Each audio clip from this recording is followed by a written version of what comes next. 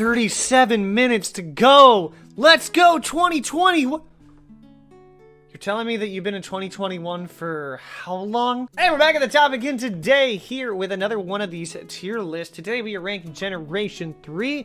And the interesting thing about these rankings is they include Pokemon that are not even in the generation. So this is Generation 3, right? So we have Gardevoir, but you also have Gallade on this list, which I'm not counting. That's a Generation 4 Pokemon. Who's the knucklehead that decided that they was a Generation 3 Pokemon just because it was connected to a Generation 3 Pokemon?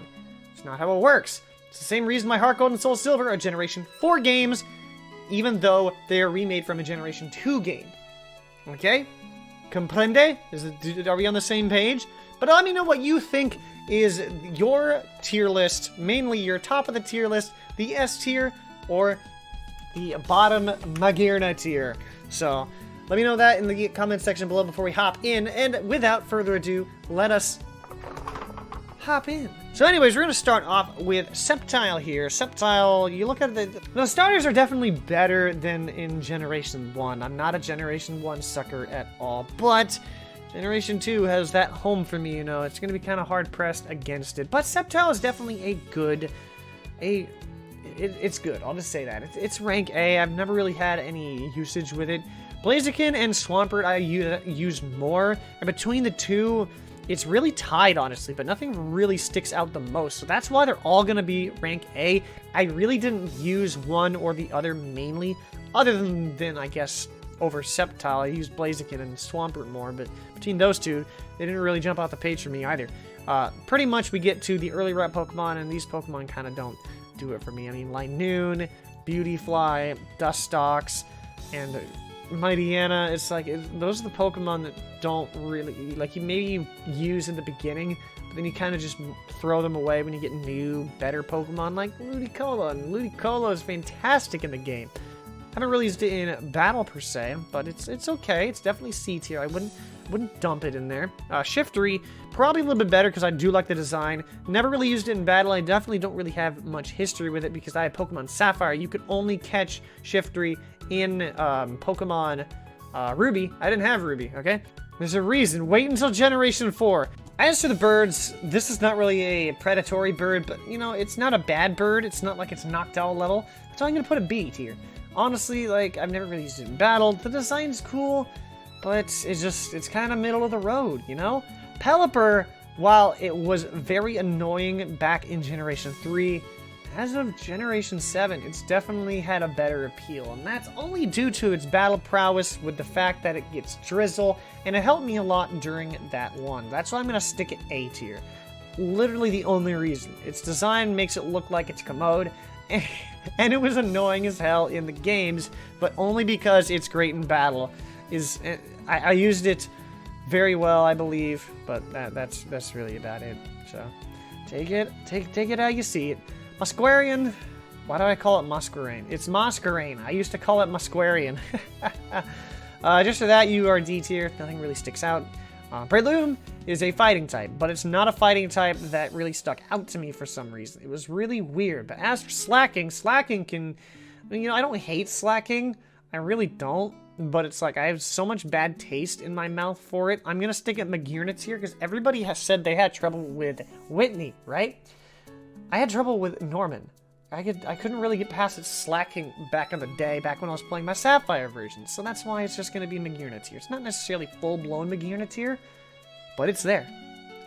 Oh, it's there. As for the others, Ninjask kind of doesn't really give me too much hope for it.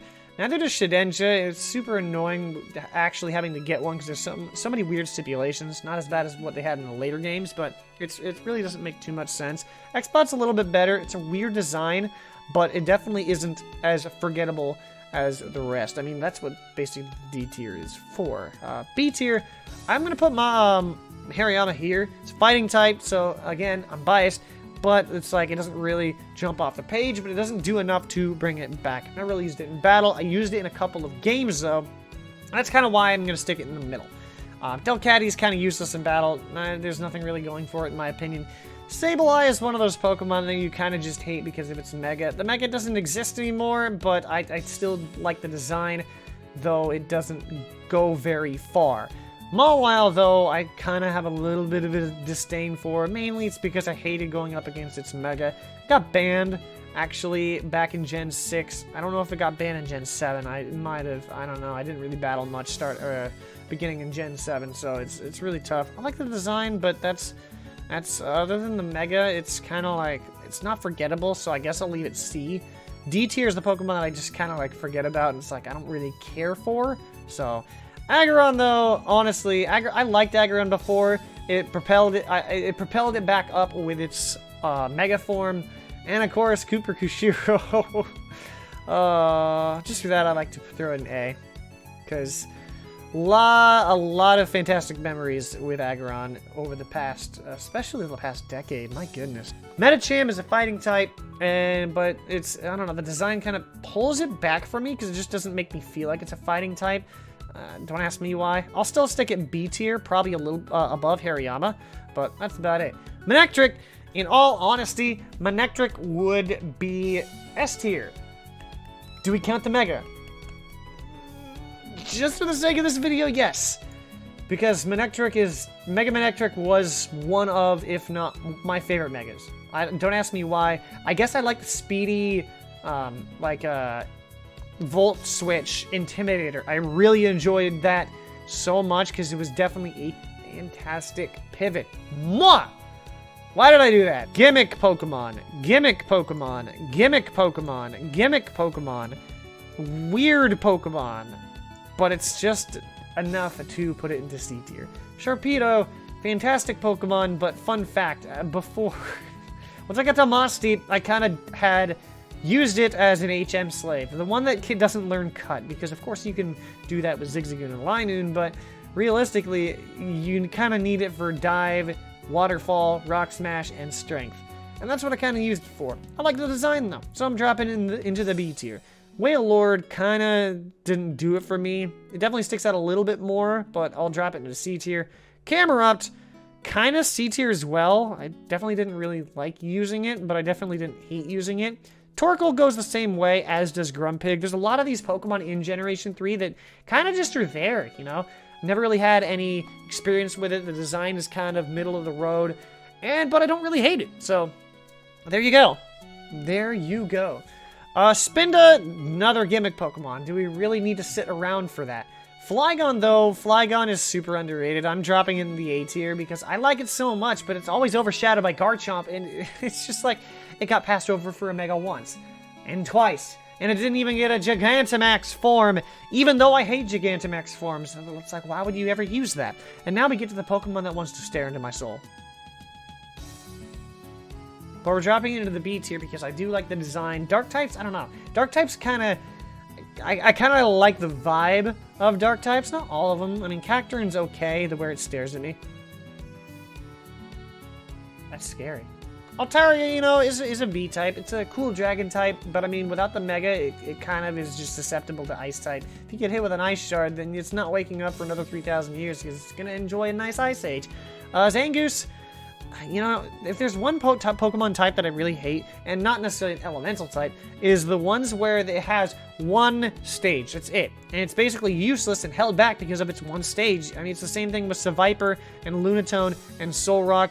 Wishcash isn't actually that bad, though, so I'm going to stick it into rank C because, I mean, once again, it's one of those middle-of-the-road Pokemon. You kind of don't really have any other, like, gripes about it. But nothing really propels it into the higher stages, higher tiers, like Crawdon would be. Don't ask me why. I kind of enjoyed Crawdon a lot. It's going to be A tier, mainly because it's one of those Pokemon that I'm biased from 2013 and 2014 especially, with Mr. Shade Penguin, because that was one of his favorite Pokemon to use back then. And it kind of rubbed off on me, and it kind of pushed it up just because of nostalgia reasons from all those heydays of Road to Ranked and live Wi-Fi battles. As for Claydol, you know, I don't necessarily like the design. That's what's going to put it D tier. And I know Cradily, I think Cradyly's a little bit underrated. I think both fossils are, actually. I like their designs, especially but I feel like they're underrated, and that's why I put them B tier. Not necessarily A tier because they're not cream of the crop, but C tier, I feel like, would be underselling it. And that's the same thing with Milotic. Milotic is definitely A tier, and the design is fantastic, I think. It's great. It's a great bulky water. Gets overshadowed by a lot of things nowadays, but I definitely used it a lot back in the heydays of me battling. But man, I can't really say much more on that. Castform is another one of those gimmick Pokemon that kind of just sits there. Same thing with Kecleon. As for Bannet, I'm gonna drop in the C tier. It's a pretty good Pokemon. The Mega was kind of underwhelming, definitely, but I can't really put it any higher than that because it's just, I can't put it in the B tier, you know? Tropius, I think is a little bit underrated. I can't really put it in the D tier, so I'll just drop it in the C tier. Chimecho is not on my radar at all. Absol is one of those Pokemon as well that, especially with the Mega, I just thought it looked fantastic. I liked its lethality potential, but it's not really gonna... Do I want to put a B? No, definitely not. I definitely like it way more than the Pokemon that I've already put in the B tier. Glalie... It's definitely not forgettable, but it's definitely not great, okay? Same thing with Walrein. I'm gonna basically filter all of these next ones, except for Gorobis. I have no idea why, but Gorobis, specifically, is just one of those Pokemon that you're like, yeah, I remember Gorobis. I don't use it, but I like it for some reason. It's just one of those Pokemon that you kind of just forget about, but you still like. It's not one of those Pokemon that you just straight up forget about. You know, like Relicanth. You basically only need Relicanth for when you unlock the Regis. That's pretty much it, and that's why I'm dropping it right there. But now we get to the cream of the crop. And Salamence, I'm gonna put A tier. I might be setting off a firestorm down below this video, but I would like to say that Salamence is a little bit overrated. Don't get me wrong, it's a fantastic Pokemon, but in my opinion, both of these Pokemon are a bit underrated or overrated in terms of everything going for it. Their Megas were fantastic, so fantastic that they both got banned. Did Metagross get banned? Mega? I don't really remember. As for the Regis, they kind of don't stick out, and they're more or less forgettable. The Laddies are definitely A tier, though. They are definitely A tier, 100%. You cannot get better than the Laddie twins. And the same thing can be said for actually all the remaining Pokemon, I guess. I like all of them, honestly. And realistically, it looks like I don't really hate any other Pokemon on this list other than Slaking. And even then, I'm not going to put Slaking last. Like, I don't hate it, but I guess it's my least favorite. Who would have thought? But as for the cream of the crop, I have two Pokemon up here, and if Megas existed, I'd be leaning more so to Manectric, but it's just that tie-in with my favorite Pokemon. Gardevoir's not my favorite Pokemon. It just has a tie-in to it. That will actually wrap up this tier list. Let me know what you thought of it. Let me know how much you hate me for putting something so low. And let me know what you would put Magearna tier in the S tier, because I like to have conversations. I also like to have conversations, but I guess I'm not a pirate, because I leave out the arr.